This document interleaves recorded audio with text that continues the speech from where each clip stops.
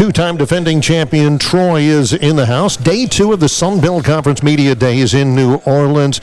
Pleased to be joined by the head coach of the Trojans, Jared Parker. Preseason All-Conference center Eli Russ, linebacker Jordan Stringer. Coach, welcome. Thank you very much. We're happy to be here. Good morning. When we talked, I guess it was last time we talked at the Women's 101 clinic, it was important for you to get your leadership council out there to meet the fans. These two guys are on that council. Tell me why these guys here this week to represent Troy. Yeah, we certainly feel great about a lot of guys on our roster, but as you think about who to bring and why, it kind of came very easy as we had some discussions first to Eli. There's no more important piece of the puzzle on offense than the guy that has to start the whole party. Those 5 guys are on a string. He's responsible for everything it takes to get the play ready to go with what it takes to ID plays and run and pass and to get us in and out of the right looks and all the things it takes. There's a lot goes in to everything before snapping the football, and then, oh, by the way, you got to snap it instead. So his job requires a lot, and then also he has a different set of skills and leadership that allows us to push the culture of Troy on that side of the ball. So I thought it important for him to represent us and our staff, our players, and our fans to see him in a light that's maybe different than what they see him. And then to J-Rock, I think you also would lead in different ways. He has a vocal leadership to him and an energy to him that I date back to watching him when I watched him play in the bowl game. That's critical. Words do matter. It's not the only thing that matters. And then I also think he brings something to the table and responsibility and a preparation to the piece of wanting to be great that leads our defense. And so those were the 2 reasons that we wanted to bring these guys from 2 separate sides of the ball to represent Troy. And they've accepted the responsibility well, and it's a big responsibility. Jordan Stringer, I've been watching you play a lot of football. You came up through Troy. I mean, Carlton Marshall, KJ Robertson, it's a lot of those guys. There has been a great legacy of linebackers just since you've been here. Now you've ascended to that same type of a deal. Do you embrace those expectations that you are going to have to fulfill a lot of the things that are expected of you, just like the guys in front of you did? Yes, sir, definitely. Coming up under those guys, Carlton Marshall and KJ Robertson, those like my big brothers, my mentors. I actually just talked to KJ the other day, so it's just like, it's not pressure, but it's pressure just knowing because those guys were so great, and I watched all they did to become who they were and finish the back end of their career. So it makes me want to be better than them. It makes me want to be great. So it's just like, I use it as confidence. That's how I use those guys. Let's talk about confidence, Eli. People I've just talked with the people from Texas State, for instance, and they've got a bit of a bullseye on their back. Preseason picked first to win the division. And nobody's got a bullseye on their backs like the Troy Trojans do here going on there. Do you embrace that? Is that something that you want to be in that position, right? Oh, yeah, 100%. I mean, winning 2 back-to-back, everyone's going to want to take it from you. And that's how it is this year, and that's how Troy is. I mean, we've always had that underdog mentality. We know people are coming for us, but we're coming for them a little bit harder. We're going to work harder than they do, and we're just going to hit the ground running. We spent so much time talking, you and I wanted to ask this just to get this on the record. You said one of the most important things for any coach, new roster, whatever, is the culture. You've got to make sure that that's right, especially in this day and age where there's so much roster turnover and all that. In terms of strictly culture, how's it gone since you took this job?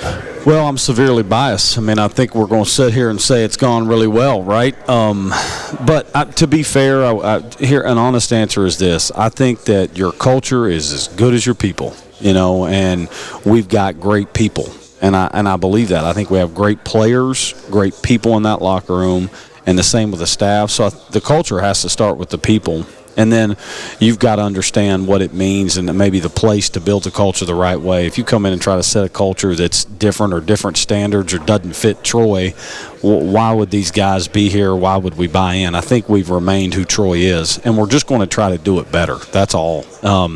We don't need to change a lot of things. There are certain things that change by people, but I think for the most part, the standard of Troy's been set long before we all got here, and it'll be long after. So we've got to sustain it, but do it better. And I think so far that's gone really well, again, because of these guys and how they've responded to adversity when we've given it to them, because you have to test that before you get into the season. You have to. Our culture is survived that. I think acquiring all the people we've had to change and all those things has been healthy for us, but the guys have adapted this well. Now we're all trying to figure it out. We're all different, but we've all got to speak this weird same language and vocabulary of who Troy is and what we're going to be about. And when somebody turns on the tape, what do they see? And I think we're all on the same page with that, and we're just going to work to get there in August. Jordan, there's been so many changes defensively in terms of personnel. People are going to see a lot of new faces this fall. Give us a preview. Name a couple names, some guys who you know what they're going to produce, or maybe some guys that have impressed you that think are ready for a step. Does anybody jump out at you in that regard? Yes, definitely. I'll start with our D lineman, Raymond Cutts. He played behind Javon Solomon last year. And he's a guy who just brings that motive, very athletic, very fast for his size. So I feel like he's going to have a breakout season. I also got to say the guy who's next to me now, Brendan Jackson. He's like, I don't know if you remember Jaden McDonald from last year. He's like a Jaden McDonald, but big words. Yeah, like he's the dude. He's the truth, and it's going to be great playing beside him. And he's also a Georgia boy like me, and how me and J-Mac was. So it's like the bond is there already. So I'm just very happy to see what those two guys do, because I just know the work they've been putting in, and just the future they have, the bright future that they have in their eyes. And Coach has already talked about the expectations, just play to play for you, Eli. For the fans who don't know, let's just visualize, okay, you've run a first down play. It's on schedule, 5 yards, something like that. Between when that play is whistled dead and when you snap the next one, what are you processing? Take us through that. Pretty much as soon as the whistle blows, I turn around and I yell at Daniel King to get him to the line, because he's usually lagging behind. No, I'm joking. Try to find the ball, get everybody on the ball, see what front they're in, see where the linebackers are at. Sometimes you have to peek at safeties just to see where the blitzes and everything are coming, and then wait to get the play. Once we get the play, find our mic points, tell everybody what to do, and then snap the ball. In the space of how long usually? It could be 5 seconds to 30. Yeah, sound about right. That's it. You mentioned Daniel King, and I've already asked Jordan. People he's played beside, and he knows their production. It's got to be comforting to have that guy shoulder to shoulder with you, right? He makes it easy. I mean, he's saved me a lot on some plays. He's a very consistent, solid guy.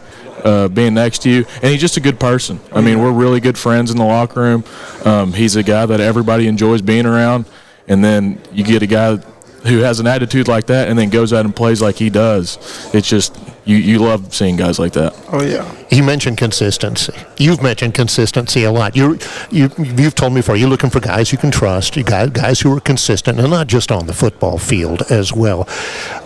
Gauge that for us with this club. Well, that's a good question. You know what? I think, too, the first thing that I think of when you say something like this is we have to be consistent. We have to model that and earn their trust every day, too. This isn't this thing where they've got to do all that. We understand, I think our staff and I better understand and set the tone that we've got to earn their trust daily and be consistent, with how we're going to handle the football team with intensity and all those things. And I think the players respond to that. I think that they see consistency, intensity, and urgency for sure, but if they see that, we can hold them to the same expectation and not ask them to do anything that we wouldn't ask of ourselves.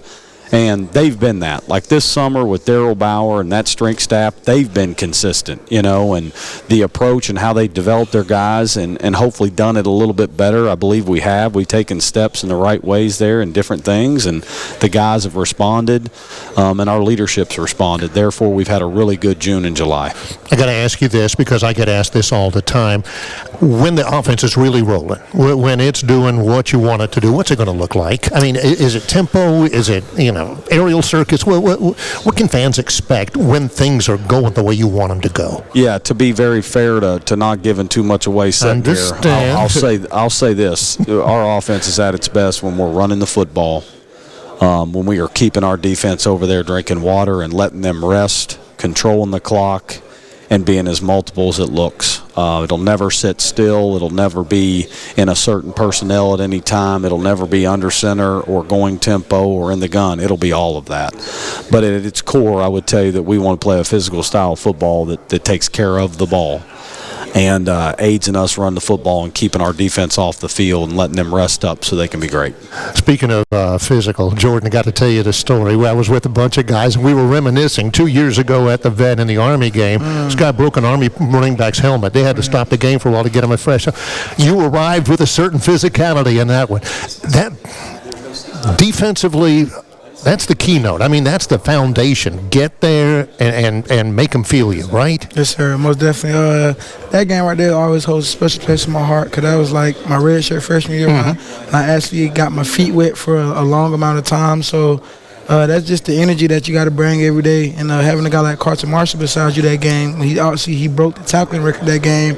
It's just like I said, it's motivation, man. You know, being out there, seeing the stuff he does, it just makes me want to go be better and do it 10 times harder. So I seen him hit a guy hard that game. So I said, you know what, let me go hit this guy a little harder. So that's kind of where that came from. But it got to be with you every game as a linebacker. One other thing about that, just to piggyback off the physicality on that, you know, when people think of you and what you've done on the field, I mean, obviously you're agile, you know, you arrive with a certain physicality. How much of what you do you take pride in the mental aspect of it, like Carlton did? There's a lot that you've got to pay attention to rather than just, you know, see ball, hit ball, right? Definitely. It starts with knowing what your opponent's doing. And I take pride in watching film, watching tape, knowing what I'm going up against because the more you know, the faster you can play. And if you see a little, you see a lot. So it's just knowing what you're doing out there and doing it fast and hard and strong, and that's just what I like to do. So I study what I'm going to do out there, and I go out there and I perfect it. People are going to ask you about your level of confidence in the skill positions. You know, there's no Gunnar Watson anymore. There's no Kamani, who's the best running back I've ever seen here. I'll ask you the question that you're going to be asked 100 times today. Your confidence and your appraisal of the skill guys, particularly at quarterback and running back, Coach. Well, yeah, on that side of the ball, there's a lot of shoes to fill. I mean, you're talking about a 6-year quarterback that value goes within itself, and Kamani and who he was as a human being that I've learned in a short time just being around him a little. You can tell what made him great. How do you feel that? Well, you challenge everybody to meet the standard that J-Rock just talked about. We'll do it a different way, too. I think we'll build that room in the running back room around 3 or 4 people instead of maybe 1. Which, again, I think the positive of that is what? As long as they can take care of the football, it also builds morale. Our guys and anybody, of course, in this life is most valued when they're doing what they love. So I think when you're able to tell 4 running backs, hey, if you're ready to play, we're going to play you, and have you ready to play the game to do a set of skills that you can do. So I think that will boost morale. People will ascend, though. You know, that's going to the real answer is that people will ascend. Who those 2 to 3 that get the bulk of those are, we'll see. I'm anxious to see what that looks like. There's enough talent in that room. It'll look a lot of different ways. We've already presented it some ways that I think you'll enjoy calling the game from. And then with the quarterback position, we certainly put ourselves in a spot where there are guys competing for that job we feel strongly about. Now, until they do it, that's what it is. Yeah. They've got to go do it, and so do I. You know, but my whole goal in this thing, Barry, is to take the pressure off of all of them and let them go play. I'll shoulder that. I want our guys to turn it loose and go play, and we'll get there with that. We're not quite ready yet, but when we do go, we'll go. I'll shoulder all the stuff. Final question for you, Coach Parker. Is it fair to say that this program this year will achieve its goals and the success it needs if it approaches the game with the attention to detail and the aggressiveness that Eli Russ attacked that steak last night at dinner? Because I've heard some accounts now. Some good shape. Fellas, we tore down 5 appetizers. We finished with dessert, but Eli won.